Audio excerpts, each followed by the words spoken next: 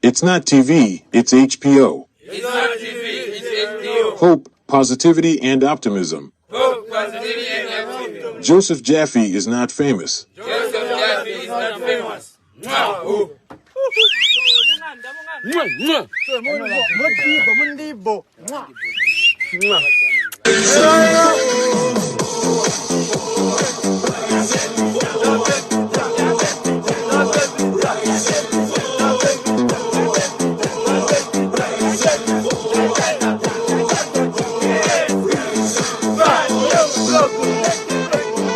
Hey, listen up, y'all. I'm gonna shout out this young gun right here because he's trying to do his thing. Joseph Jaffe, not famous.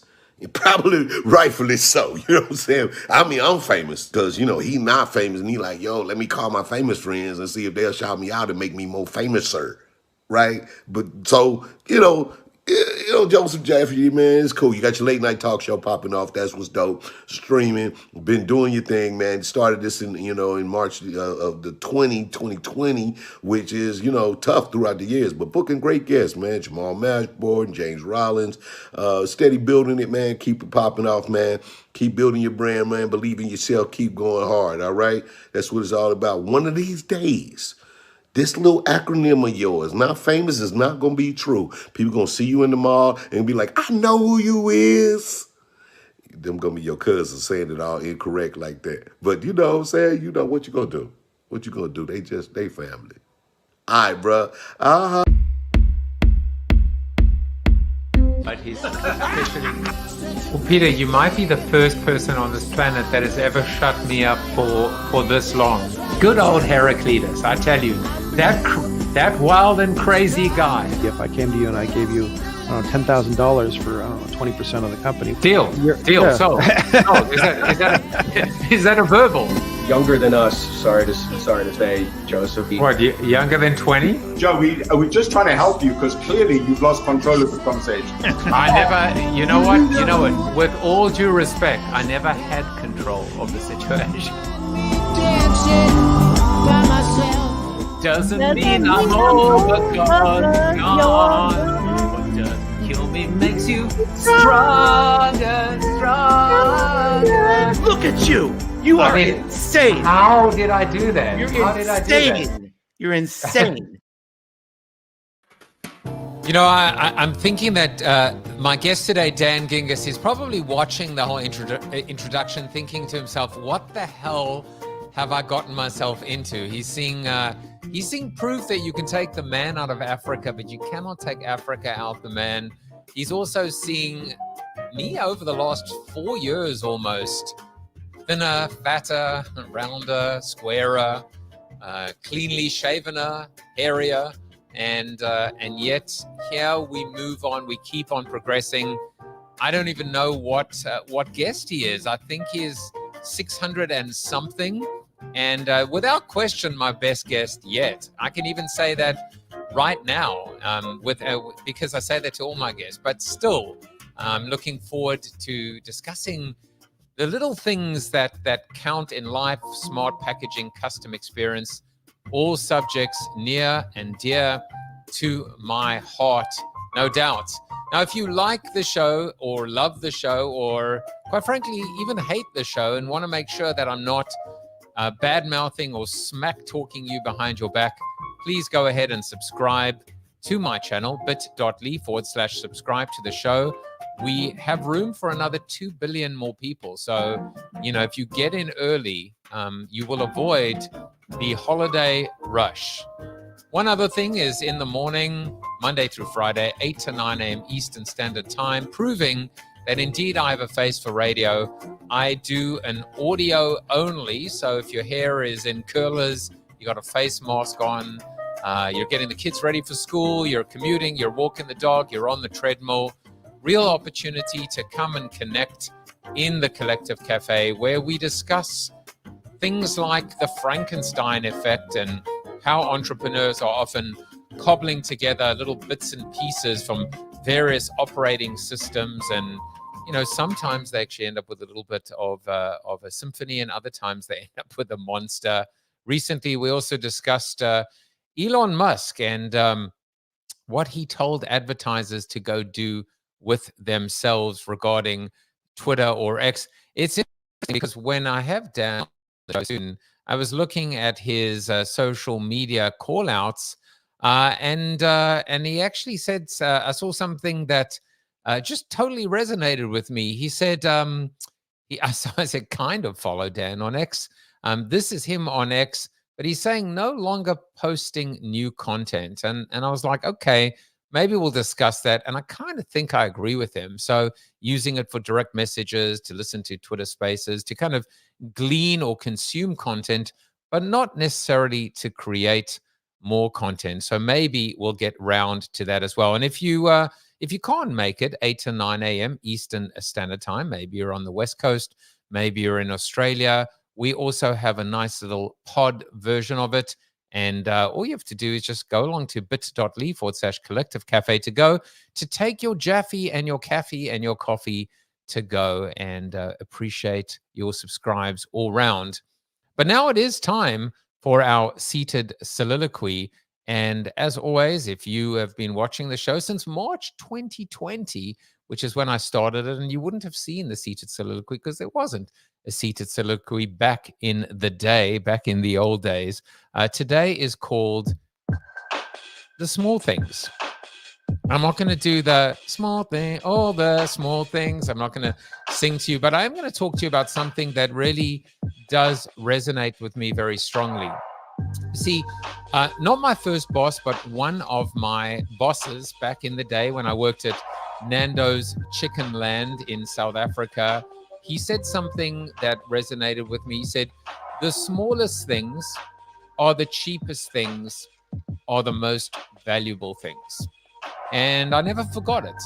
And I've probably repeated it, I don't know, 1,000 times in my teachings, in my workshops, in my facilitation, in my coaching. What does it mean? The smallest things are the cheapest things, are the most valuable things. Well, what it means is sometimes it's the things that money can't buy, and sometimes it's the things that even if money could buy it, it would seem almost irrelevant. It would be pennies on the dollar. I'm talking about a smile. I'm talking about the ability to show a little bit of empathy. I'm talking about the ability to remember your customer's name. And by the way, these days, we can even cheat because there is that little thing called technology, as Ali G would say, that allows you to cheat, that allows you to get all of these rules and these shortcuts to make sure that you don't miss a beat or a heartbeat of your customer. And then sometimes it's just going above and beyond. It's just going a little bit further. You know, I always talk about the story when I used to go into my local Nando's Chicken Land, and Vasco, may he rest in peace. Vasco would always give me a giant chicken burger. He would always take all the offcuts from the burgers and he'd pile them on, and my burger would look like this when everybody else's looked like that. He went the extra mile. He worked a little bit harder. He did things that didn't cost him a dime, but from my perspective were essentially priceless. So just remember that often we they say don't sweat the small stuff. In this case, you should sweat the small stuff. In this case, you should really sweat in order to deliver the small stuff, the small things, the little things, because that at the end of the day is the stuff that your customers are going to remember. It may seem counterintuitive, but it isn't. And I'm sure Dan is going to have, I hope, some thoughts to say about that. Let me introduce you to our guest today. Dan Gingiss is an international keynote speaker and business coach who believes that a remarkable customer experience is your best competitive advantage. I agree. He's 20-year-old. He's 20-year-old. He looks 22. His 20-year professional career includes leadership positions at McDonald's, Discover, and Humana. Dan is the author of 2 books, The Experience Maker and Winning at Social Customer Care, and co-hosted the award-winning Experience This podcast. He also once delivered a pizza to Michael Jordan Let's bring him on. Dan, welcome to the show. Joseph, I have to tell you, that is the single best intro to a show I've ever seen. I was just sitting here laughing hysterically at those videos, and I absolutely love it. So you definitely understand this this small things concept, and that was brilliant. This is, I am smart packaging. Actually, it's a transferred epithet. I'm not smart. The packaging is smart. It makes me look smart. I'm dumb. I'm dumb and the packaging is smart. But thank you. I appreciate that. That means a lot to me. Having a lot of fun, I'll tell you that, and always, iterating, experimenting, and not being afraid to kind of be a little self-deprecating, which is consistent with who I am and my brand. So thank you for noticing. Thanks for sweating the small stuff. And I'm right there with you. Number one, I'm having more fun now in my career than I've ever had before. And one of the best compliments I get when I get off stage is people come to me and they say, "You must really love what you do." And I'm like, "Thank you for noticing that. That means I'm doing something right. I'm transferring that energy to the audience."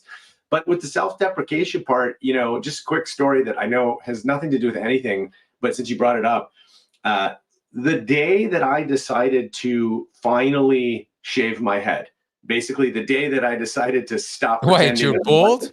Losing my hair, that day was the bricks that came off of my shoulder that day were so heavy. And what I realized instantly was I was now going to be the person, instead of being the victim of the bald joke, I was going to be the one telling the bald joke. And I still do this every chance I get. Whenever I meet another bald guy, I walk up and say hello, and I say, it looks like we use the same barber or something like that. And it's a quick icebreaker. I've even done it on stage if I'm calling on somebody and it's a bald person. And that little bit of self-deprecation connects with people because they realize that you're authentic and genuine, and anybody that can't make fun of themselves doesn't have a real good sense of humor to begin with. So absolutely love it. And I think you played it off perfectly in that intro. I'm not just saying this, but you really, you do bald well. I mean, you wear bald well. I don't even know what would happen if I did bald, because I've got these I don't know, trophy ears, and I'm pretty sure that I was dumped or like maybe hurtled to earth when I was a child, because I'm fairly certain that there's like a bump somewhere up here. So I would be petrified to do bald. I'm serious. You really wear bald well. Well, thank you. It's been a while now. At this point, I can't even remember how long. But yeah, it's part of my identity now. And so again, I own it rather than hide behind it. And that's the game changer. And luckily, I think I chose to be bald at a time where bald has become pretty popular in Hollywood and other places. And so there's a lot of us handsome bald guys running around now. So I've got company. You said something earlier, which I actually wrote about in my new book, and you spoke about loving what you do, and you really must love what you do. And I think it was Tony Watley. He was on my show, and he said, I found this to be super profound. He said, it's not that you have to love what you do, but if you don't, you're competing with someone who does love what they do. And let me tell you, it's not even a fair fight. And I love that. I got like goosebumps when he said that, because it's like, if you don't love what you do, you're competing with someone who does, and you got no chance. You're going to get just smoked by someone who lives and breathes and really kind of leans into it. And I think that's the difference. For sure. I mean, I always tried to lead with passion, even when I was in corporate America. You mentioned I worked at Discover Card for almost a decade. Their main color is orange, and you should have seen my wardrobe during that time. I had so much orange clothing, and I was very proud to work there, and I sort of bled orange, because to me, when you lead with passion, first of all, it's contagious. Other people see it, your employees see it, and they get passionate as well. But that's slightly different from having fun. I never really thought that corporate America was fun for the most part. I did the job and I climbed the corporate ladder like everybody else, but I wouldn't say there were a ton of days where I'd come home and be like, man, that was really fun. And I used to joke with people because I've never been a morning person. And so I used to joke with people that I would judge my job satisfaction based on how many times I hit the snooze button in the morning. And since I've been working for myself for the last 5 years, I don't hit the snooze button anymore. I get up, I'm ready to go in the morning, and I'm excited. And that's what happens when you really love what you do. And I wish that for everybody, even if you get to do it for a short period of time, to do at some point in your career, do something that you truly love, because everything else becomes irrelevant. And I would add one other thing, which is I think the money follows when you do something that you love. For sure. It doesn't necessarily happen overnight, but it will come if you are doing something that you love. You just have to be brave enough to take the leap and do it.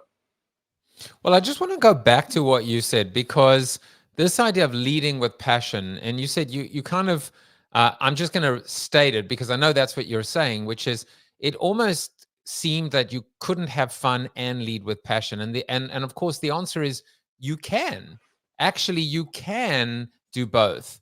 And in fact, when both are present, then the natural outcome or byproduct, which is to make money, follows.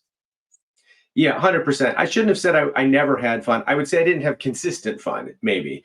But like I remember, and there are still employees of mine that bring this up all these years later. This has got to be a decade ago. We were having a team meeting, and it was sort of a planning session. It was right around this time of year, and we were planning for next year. I'm a big believer that you got to start January at a sprint, because too many times companies spend January and February planning for the year, and the year's a quarter over by the time you get your plan done. And so we were doing this in the fall, early winter, and I thought to myself, all right, if we're gonna be creative, if we're gonna be inspiring, we got to get out of the office. So where could we go, and what could we do that would make it fun? So I took the entire team to Chuck E. Cheese, and we rented out the place in the morning. There's nobody there anyway. It's before all the kids' birthday parties start.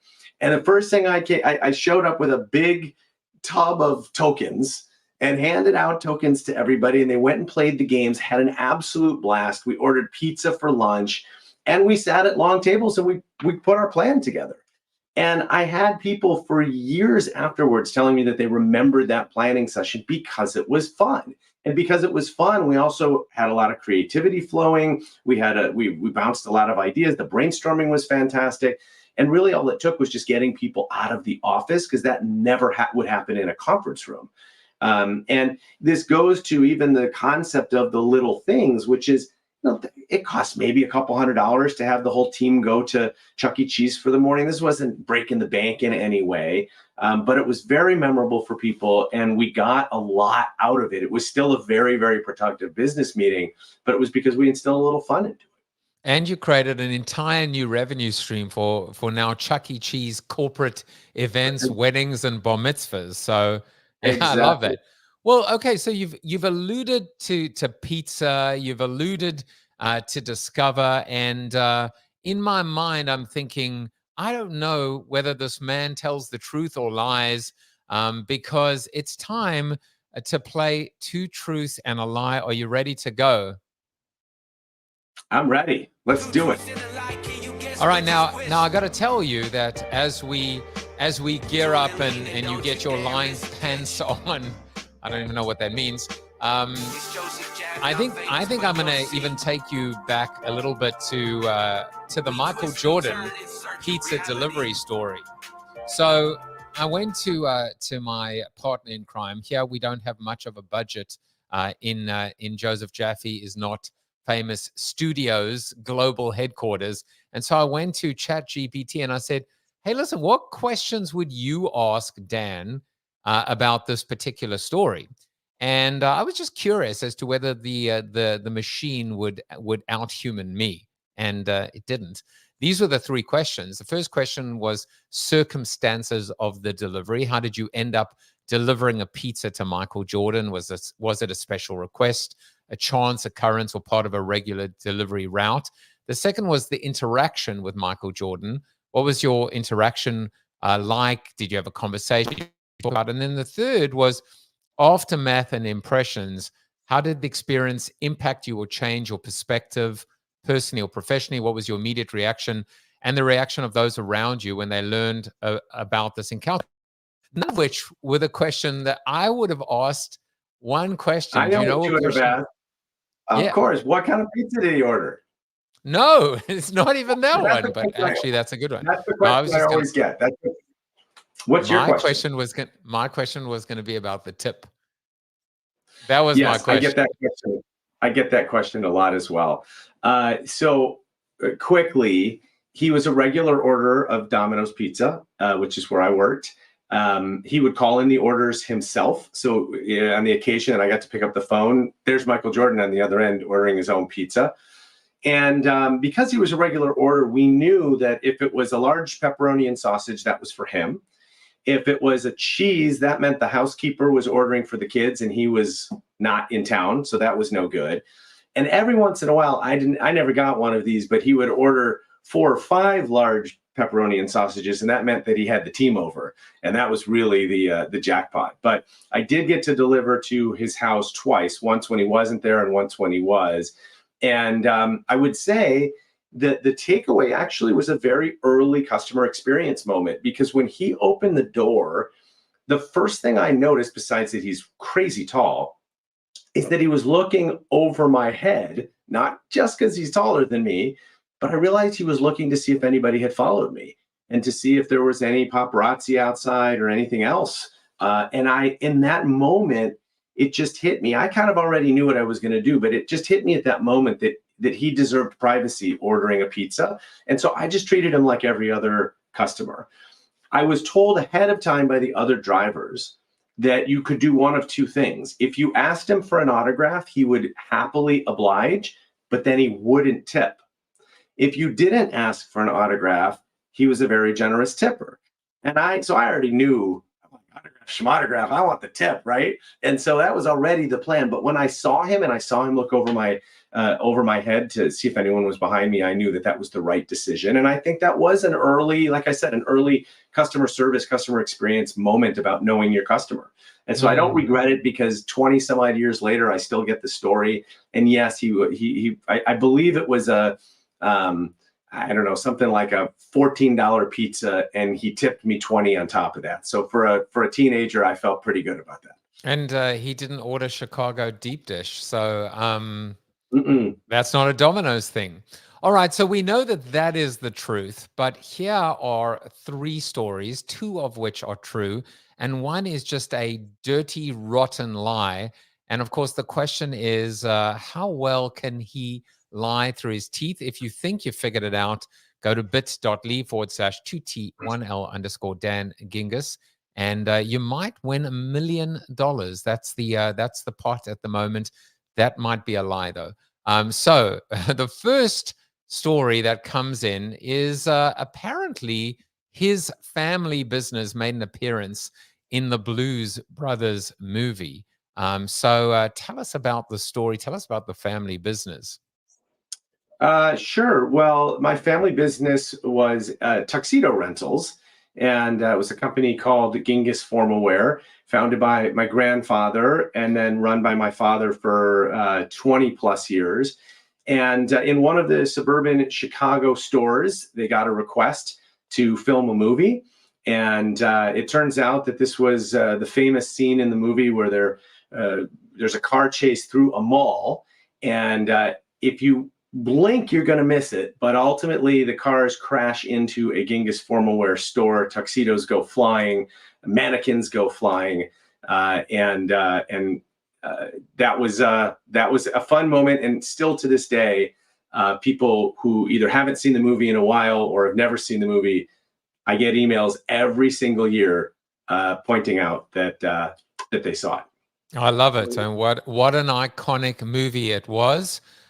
So here's the second story. And look, we know that you worked for Discover, but did you in fact appear in a nationally televised commercial for Discover Card? Yes, that was actually really, really fun. I was on the marketing team for most of my time at Discover, and we worked very closely with the advertising team. And I've always had a little bit of performer in me. It's why I became a public speaker. And so they were looking for a certain character for one of the commercials. And this is actually back when I did have hair. So no, it wasn't the bald guy. I know what you were thinking.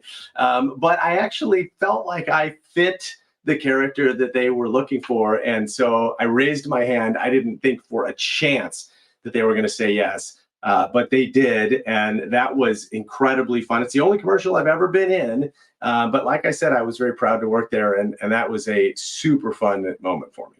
And I heard there was record ROI based on that commercial. So oh my gosh, millions of people signed up for the card after maybe billions as well. So now we're 2 stories down. There's 1 to go, and it turns out that in your day, you once won first place in a pinball tournament. So you are, in fact, a pinball wizard, are you not?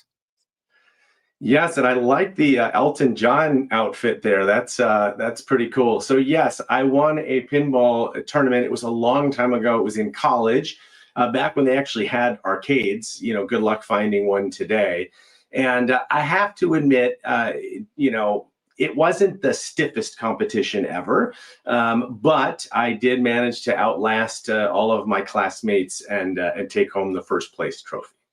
Well, I'll tell you one thing: don't ever knock the competition, because one of my claims to fame, it may come up in a 2 Truths and a Lie one day, is I once won a pie eating competition.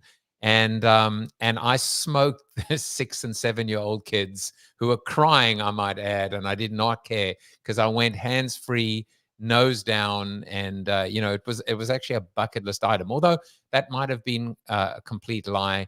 You will never know.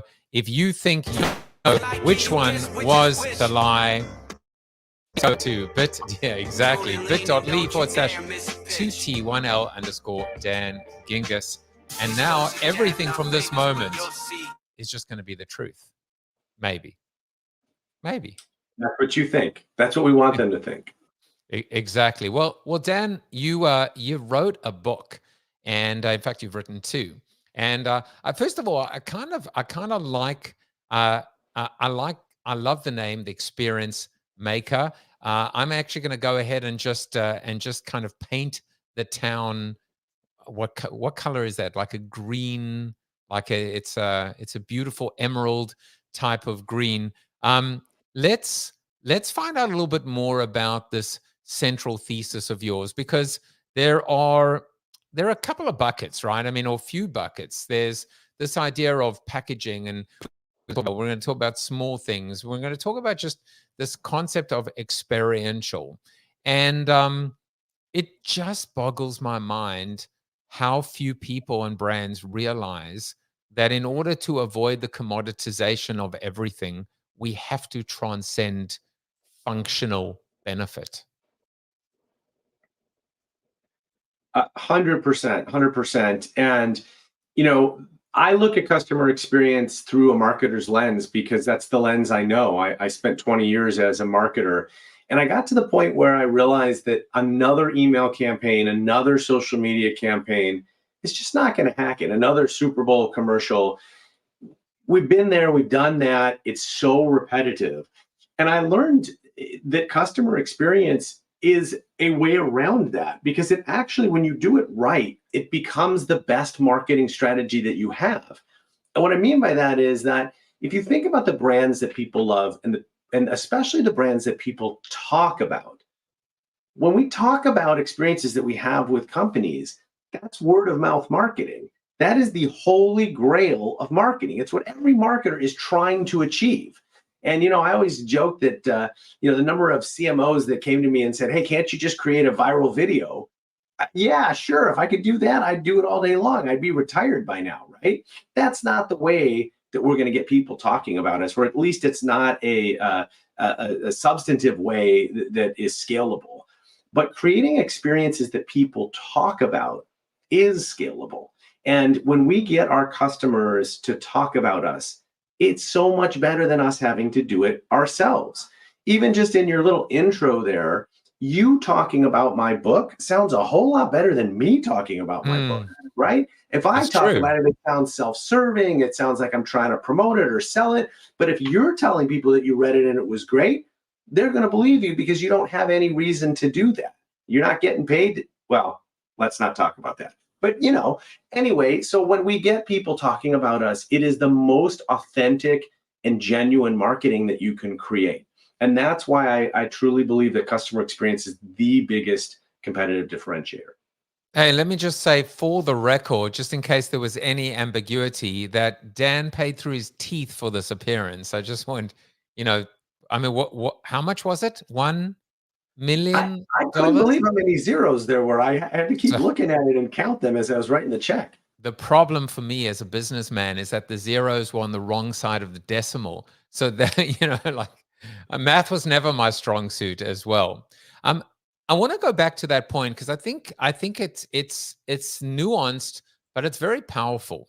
So I had Joe Pine on the show a couple years ago, who wrote one of the most seminal books, The Experience Economy, and he actually said the definition of an experience is that it is memorable.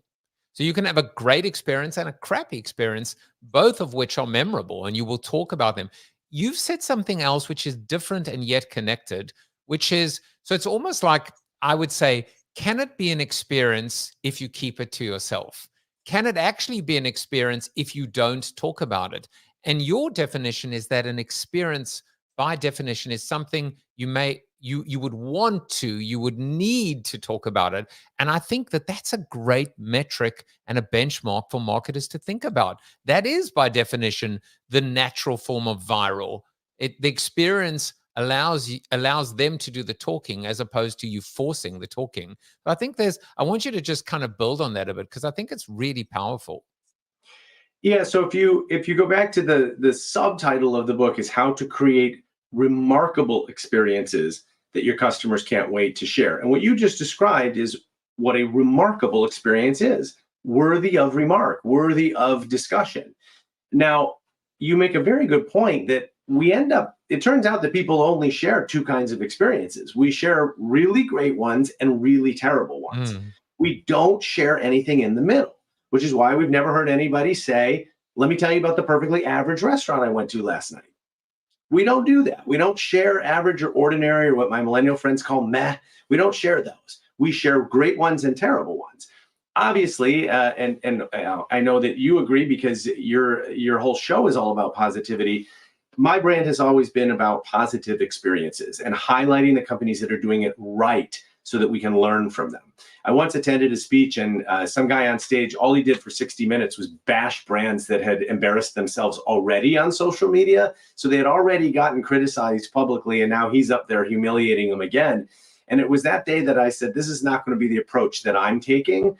I want to focus on positive experiences, because positive experiences stand out to people in a different way, and they want to tell people. And I always ask, audiences when I speak, think about the last time that nobody asked you to do this, but you reached into your pocket and you pulled this thing out because you wanted to take a picture or a video of something that was happening. That's the moment we're trying to create as businesses, where we don't have to tell people. We don't have to say, hey, follow us on Instagram and don't forget to tag us and use our hashtag. None of that. We just create an experience where we know that people are going to pull out their device and want to capture it, or that we know they're going to tell somebody else about it. And whether they tell 1 million followers on social media like you have, or they just tell their family, their friends, their coworkers, their kids, it doesn't matter. It's all positive marketing for our brand, and it really doesn't cost anything. I totally agree. And by the way, for 0.00, do you notice how you're now sponsoring the show as well? So you're fantastic. You're up That's on the other shelf. Other finger though. You got to use the other finger. At least how it's showing up on my screen. The middle finger? No, for me, no. I'm mirroring it. Why is that showing up? Yeah. Use your other hand, not your other finger, your other hand. Yeah. Yeah, exactly.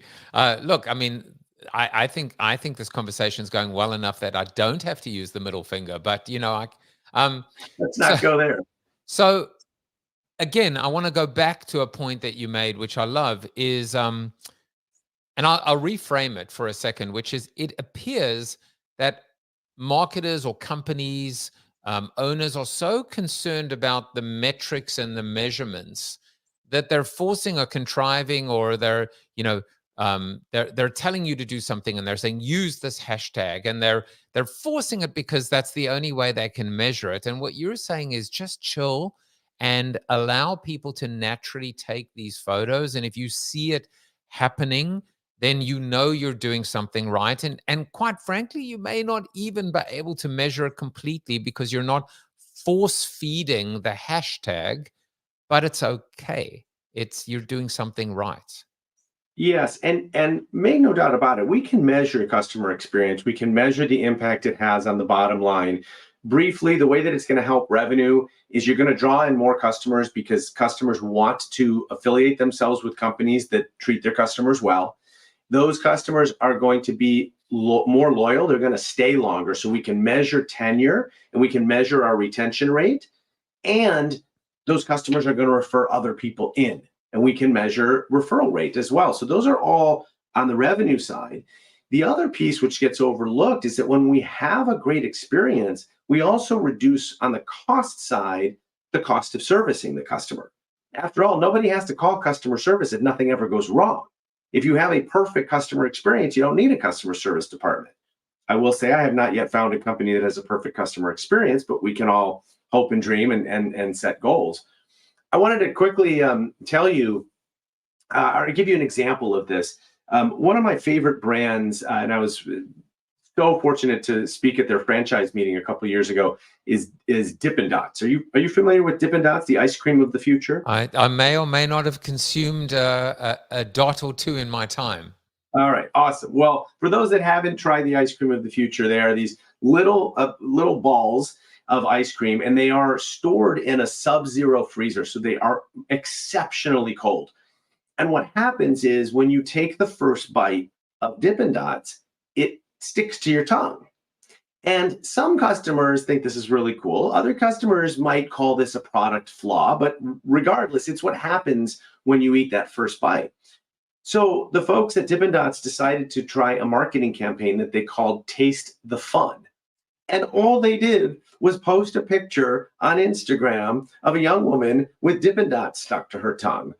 And boom, all of a sudden, hundreds and thousands of people are posting their own photos of Dippin' Dots stuck to their tongue. And some of them are being very artistic. There's a beautiful picture of two beautiful girls in black and white, and then the Dippin' Dots are in full color on their tongue. One of the franchisees jumped in and showed a picture of a dog with Dippin' Dots on its nose. And it just went off because it was such a simple concept. And they didn't have to put up signs in all their stores saying, don't forget to take a picture of yourself with the Dippin' Dots stuck to your tongue on your first bite. No, people just understood that they could do that. I want to give you another example that has nothing to do with social media, but I think will convince some of the folks watching that you can be really any company and do this. When I was at Discover Card, one of the things that shocked me is I started reading customer ratings and reviews and feedback that we got. And I saw a trend that I would have never predicted. The trend was I kept seeing the words, I love my Discover Card.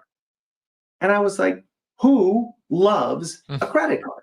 I understand loving Starbucks. I understand loving Disney. I understand loving Lego. But credit card company? Who the heck loves their credit card company? And what I realized over 10 years was Discover is not the biggest credit card company by far. In fact, it's the smallest. But what they decided to do, they knew they couldn't compete on price. They knew they couldn't have the best interest rates. They knew they couldn't have the best rewards programs because they were going to get crushed by the bigger banks. So they decided to compete on service. And service is the hallmark. When you call Discover, even today, and I haven't worked there in almost 10 years, they answer the phone with the city and state in the United States that call agent is sitting in.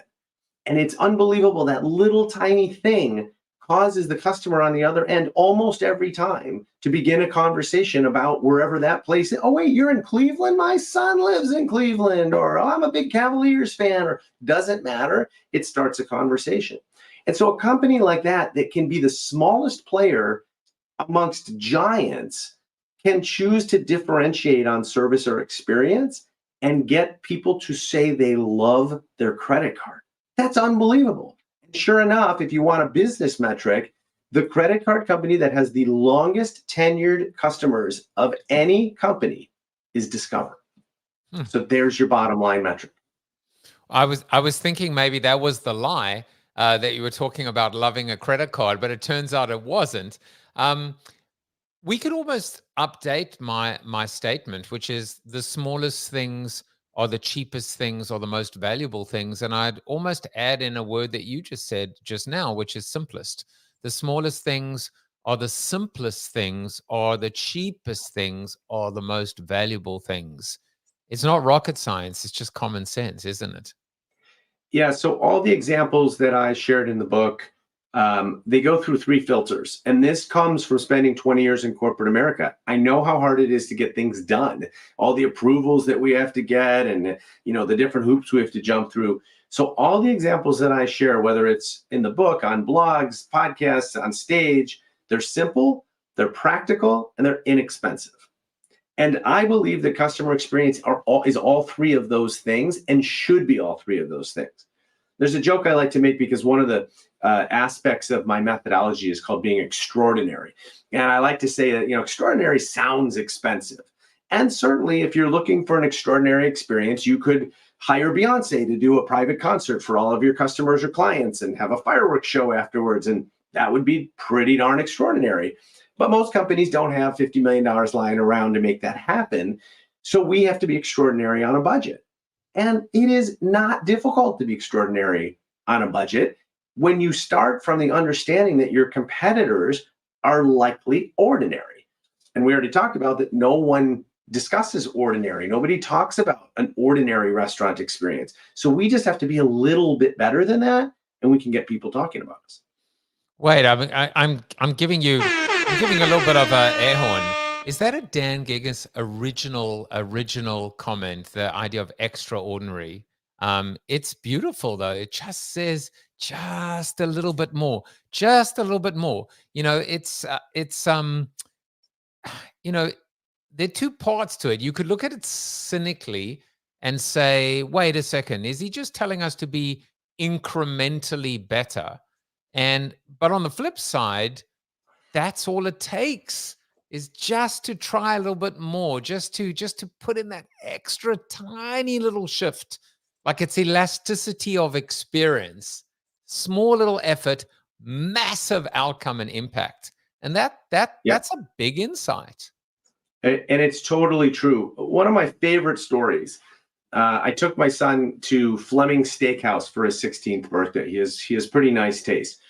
And when we walked in, the maitre d' handed him a birthday card that was signed by the staff. And I thought that was pretty nice. I hadn't seen that before. But that started a conversation at dinner where it was actually my younger daughter who said, if they gave him a birthday card, I think they're going to do something special for dessert. I don't think he's just going to get a slice of cake and a candle. And it got me thinking, what's wrong with a slice of cake and candle, especially when it's free for your birthday? And what's wrong with it is almost every restaurant does it. It's almost become expected, which is why you've never heard anybody come up to you and say, Joseph, you will never believe what happened to me last night. Right. I took my son out for his birthday. Wait for it. They came out with a slice of cake and a candle at the end of the meal. And hang on. And then the staff sang. Yes, exactly. Wait, what? And so that is not a shareable moment because it happens too often. Right. What Fleming's did, my daughter was right. What Fleming's did is they brought out a box of 4 handmade chocolates that were made in their kitchen. They were sitting on a plate and they had spelled out happy birthday in cocoa powder. And instead of a candle, they replaced the candle with a sparkler. And a sparkler is not more expensive. It doesn't require more technology. It's not more operationally complex, but it's different and better than a candle. So if all they had done was come out with a slice of cake and a sparkler, they would be a step ahead of everybody else because a sparkler's cool. And sure enough, this dessert comes out. There's 4 people at the table. We all pulled out our phones. No one told us to. Everyone took a picture of this dessert. And I like to joke, the adults shared it to Facebook because that's what we do. And the kids shared it to Snapchat because that's what they do. But Fleming's has 4 people sharing this experience, all because they just decided to not be like everybody else. But they were only incrementally better. The difference between a candle and a sparkler isn't night and day. But I will tell you now from experience that if you capture a sparkler on your iPhone, you can actually see the individual sparks. It's pretty darn cool. It's a great picture. And no doubt you would have shared it to X if you were creating new content. We're still posting there, yes. Do you see how naturally I brought? That was a great segue. I brought that in, the king of segues. I love the examples. I love all of these examples. I love also how you've chosen positivity. Let's talk about clothes and chocolate chip cookies. And when we talk about DoubleTree, by the way, and chocolate chip cookies, no doubt you're aware of the story of how during this the last 3 years, something happened globally that we choose not to talk about here. But they actually, I'm sure you're aware of this, they actually gave away their recipe. They actually printed the recipe and shared the recipe so people could make those chocolate chip cookies at home. Talk about being secure in your small thing differentiation. So I just want more examples from you, because you've got all these wonderful stories, and it just makes me want to just sit back and forget that I'm actually the host of the show. Well, let's talk about the cookies for a moment, because I actually had one yesterday. No joke. I met a friend of mine who was staying at a DoubleTree. We had coffee in the lobby, and we went up to the front desk. They gave us both warm cookies, and we enjoyed them together. But I thought something was really interesting, and the little things. The other thing I like about the little things concept is that it's also important that we look for the little things that are irritants and get rid of them. You've heard the expression death by 1,000 cuts. Sometimes doing business with companies feels like that. It's just these little pokes, and it's like, man, that's annoying, that's annoying, that's annoying. And then eventually we say, you know what, that's so annoying, I'm going to go somewhere else. So when Hilton first introduced the, what do you call it? The digital key, where you can get the key on your phone, right, and you don't have to check in at the front desk. The very first time I ever used that was at a DoubleTree. And I walked into my hotel room and I put my bag down and I said, wait a second, I didn't get a darn cookie. And because they hadn't thought through that the digital key was now going to skip the cookie part. And so I think they've now fixed that. But it goes to show you that little things can go in both directions. And I learned this at Discover as well, about little tiny things on the website that were just bothering customers. And I did a project where I actually fixed 100 little things. That was the entire project. I just brought in a single coder for 2 weeks, and all we did, I don't think any of the fixes required more than a couple lines of code, but there were enough of these little things that were annoying people, and it made a huge difference when we got rid of them. We saw our satisfaction scores go up. It was the first year that we won JD Power. We saw a number of things that happened after that once we started getting rid of these little things. But little things are everywhere. You mentioned packaging. I don't know if you want to go there now or if you want to go there in the next section. But not only do I want to, but I'm feeling so smug right now and happy with myself, because I'm about to release a dad joke and pun, which is, it appears with DoubleTree you ended up getting a digital cookie. So I'm sorry. Oh, wow. I couldn't. I am sorry. I'm sorry. I know we've just hit an all-time low, but they pay me. Jokes like that, you are going to become famous someday, man. They pay me by the pun. I've got literally I wish you could see the team of writers in front of me right now. Wait, they're invisible, but I wish I could see them as well. But no, I want you to go there, and I love this, and I just want to actually set it up because, I wrote a book called Zero Paid Media as the New Marketing Model. In the book, I wrote it with Martin Albarda, who is my former Coca-Cola and AB InBev client. And the O stands for owned assets, zealots, entrepreneurship, retention, and owned assets. And the whole point was, when you're a tenant, you rent media. When you are a landlord, you own and monetize your asset. And what is an owned asset? Your people, your products, your clothing, your data, your real estate, your trucks, your packaging. So that's my setup for you to kind of just deliver the tour de force. Go for it. Sure. So, I mean, the one that everybody thinks of course, is the iPhone packaging. I have read that, Apple did testing on the sound that it makes, the little whoosh sound when you lift it up, and everything is so intricately detailed. Some of what I wrote about in this piece, though, is just as simple as the words on the outside of the box. So you passed one of my favorites at Imperfect Foods. And there's literally a story on the bottom of this box that gives you ideas on things you can use it for. And it tells you, don't use it as an aquarium, but we happen to know a bunch of cats that are looking for a fort. And it's this little engagement moment that they're having with customers. And what I love about it is they're not even there to see the engagement, right? I mean, because if you put yourself in the shoes of the customer's reading this on their own by themselves, but they're having a little moment. And it causes them to remember this brand more and to like them more.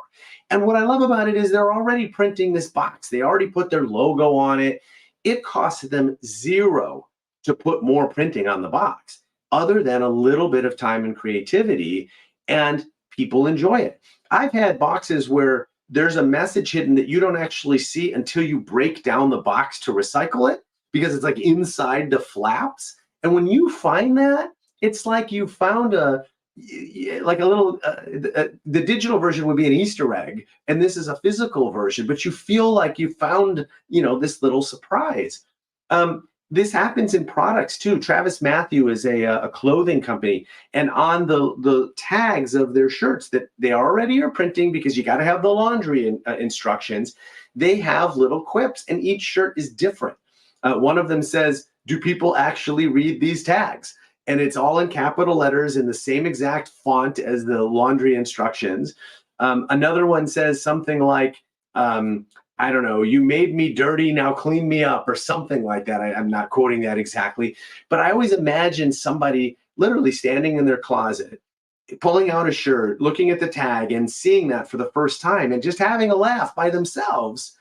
But man, when they need another shirt, where do you think they're going next? Because they feel connected to the TravisMathew brand. And so I always tell, what I advise clients is, every single time that we communicate with customers, it is an opportunity to create an experience. The question is, are you taking advantage of that opportunity? And when I say every single time, I mean you send a contract, you send an invoice, you send a welcome email, you post on social media, you send snail mail, you have TV commercials, you have telephone scripts for your customer service agents. These are all connection points. And we can decide whether we're going to create an experience in each one of them. And the best part, this is the best way to start improving your experience, because it literally costs you nothing. You're already having the engagement moment. It's just a matter of trying to have a little bit more fun with it. Show some humanity, show some self-deprecation, like where we started in this conversation. And you're going to find that you get more customers, just like Discover, that say, "I love brand X," just because of how they make me feel. They make me smile and make me laugh. And sometimes that's enough. So now we'll kind of get into the sausage factory for a moment. And the reality, everything you said is money. I think I once had I'll see if I've got my little sound effect. It could be this one. I love you. Oh no, that's I've replaced. That's gold, Jerry. Although, I do love this one though. Do you know where this one is from? I love you, but you are not serious people. I've always waited to use that sound effect. That's from Succession. I love you, but you are not serious people. So I'm going to weave that in. I love you, brand and marketer, but you're not serious people, because you hear this unbelievable insight, this truism, the surprise and delight, packaging Easter eggs. This is money. This is a $1 million insight that Dan is sharing with you. And yet, why don't you do it? And so here's the sausage factory moment, Dan. And I've seen this. I've seen this in my agency life. I've seen this with clients as well, which is the ability to change their website. Impossible. The ability to change their packaging. impossible. Why? Because of departments and fiefdoms and bottlenecks that actually create impediments to customer experience. So my question to you is, if this is so powerful, which it is, why don't more clients do it? Why is it such a political minefield to put a freaking URL or a social media handle or a little Easter egg on a can or on a box? Yeah, so you hit it when you were talking about fiefdoms. I think that as companies get bigger, they get siloed. It just happens with every company. And the problem with silos is that people don't talk to one another. And so the result is a customer gets a very choppy experience. Every time the customer moves departments, whether they know it or not, the experience gets choppy. This is why I believe, and part of my brand, the Experience Maker, it's not about calling me the Experience Maker. It's about empowering every employee at your business to be the Experience Maker. No matter what division they're in, no matter what their title is, no matter what their job description is, every employee should have customer experience as part of their job. Let's take a guy that works in the finance department. He's in billing or some such thing, pricing, whatever. He doesn't even ever speak to customers. And yet this person makes decisions every day that impact customers. And so if he is not thinking like a customer experience person, then he's making business decisions absent the customer. Those don't tend to be very good business decisions. We can make very good, very profitable business decisions and still keep the customer in mind. And that's how we remain sustainable. And so I believe that we have to get every employee in our business to truly believe and to feel empowered that their job is to provide a great experience, whatever that looks like for whomever their customer is. And again, this doesn't have to be difficult. I want to give you an example. You mentioned a little while ago that time a few years ago that time that shall not be named. And I want to go back there for a moment. And you may remember right at the beginning of that time, say March, April 2020, we got our email boxes got filled up with emails from almost everybody that ever had our email address. And they all said the same thing. They all talked about enhanced cleaning procedures, and they all directed us to this mysterious CDC website where we could learn about what was going on. It was as if a memo went out to all of the companies in the country and said, you must send this email with these things in it. And then I got an email from Charles Schwab. Charles Schwab has been the investment firm that I've worked with for, I can't remember how many years. And Charles Schwab's letter said, we understand that you must be really nervous right now, and that you are especially nervous about the impact on the stock market and what it might do to your life savings. We want you to know that, as always, we're here for you. We're here to help. We have your back. And here are some tools that you can use to help you through this rocky time. I can tell you, Joseph, that was the day I decided I will never invest anywhere else, because that company has my back. And that company was there for me when I needed them at the moment I needed them. And that company refused to send out the same email as everybody else, which was completely worthless, and instead sent something that was actually meaningful. That sounded extraordinary to me. And of course, and then all of them, of course, sent out the second email, which said hashtag, we're all in this together. But apparently we weren't really all in this together. Kudos to you, my friend, because I love the concept of a choppy experience. Not something I've heard. And with 600 plus guests on my show as an author myself, I can tell you, one of my favorite quotes is Diane Arbus, who said, it's what I've never seen before that I recognize, and it's what I've never heard before that I recognize as the truth. Here's another quote for you. I always find a quote for my guests, and the one that I found for you, I've tried to get him on the show. He doesn't return my calls. Kurt Vonnegut. Enjoy the little things in life, for one day you'll look back and realize they were big things.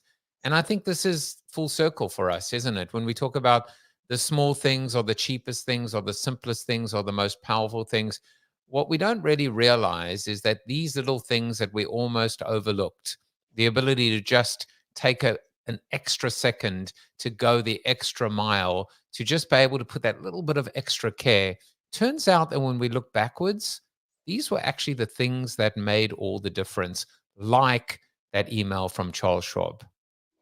100%, 100%. And I just want to say one more time that this doesn't have to be difficult or expensive, but it is about a mentality. It's about a culture. You know, I was in this little town in New Jersey, and I had to go 4 times over 4 months. And I stayed at the same hotel. And the 4th time I walked in the door, before I got to the counter, the guy behind the counter said, "Welcome back, Mr. Gingiss." Do you know how that made me feel? Do you know how special that made me feel? That's all he did. It's not like confetti came down or they gave me a big prize or anything. But he knew that I had been there multiple times, and he took the time to remember my name. Holy cow, I love that place, right? And again, it's not hard, it's not expensive, but what I know about that place is they've trained their employees well, and they've empowered them. And that's really the key. And I'm going to close from my side with just 2 examples to just echo and validate what you said, which is we always think that it's only the premium luxury brands that offer and can deliver a premium custom experience. We expect this from the Four Seasons. It could not be further from the truth, because the reality is, going back to your DoubleTree example, it can work, it applies across the board. The example that just made me think of, at the Rosen Shingle Hotel of all places in Orlando, and I think this may have just been a fluke, but I remember staying there one year, and there was a mat right by my door that said "Welcome Home," and I thought it was one of the most. Guess what I did? I took out my camera and I took a photo of it. Welcome home. What a brilliantly simple idea. To, as I've often said, don't pay for attention, pay attention. That's another way that we say, "Welcome back, Mr. Gingiss," which is my way of saying, I hope you will come back to the show. And I can say, "Welcome back, Mr. Gingiss." Because 100%, you got a deal. Because I feel like we're just getting started. This has been Dan the Man Gingiss. I've just decided to give you a middle name. If you'd like to book him to speak at your next event, just go to dangingiss.com/speaking. You can subscribe to his channel on YouTube, connect with him on LinkedIn, follow him on Instagram.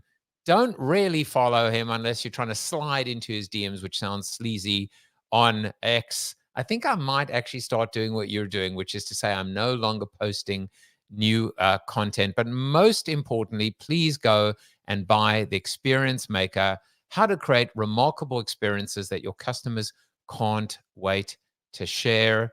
Dan, I can tell you one person that I'm sure is going to be buying your book is, of course, longtime friend of the show, Mr. Chuck Norris. You are Chuck Norris approved. Outstanding. And we will be back soon. Take care, everyone. Bye-bye. Thank you for watching the show about hope, positivity, optimism, and if there's time left over, a little bit of marketing with your host, multiple author, and global keynote speaker, Joseph Jaffe. If you like the show, tell a friend or two. Please subscribe to the show, and if you want to get inside news, previews of upcoming guests, and much more, visit josephjaffe.com/subscribe to sign up for the show's newsletter. And despite the best ministrations of your wife, you still look ugly.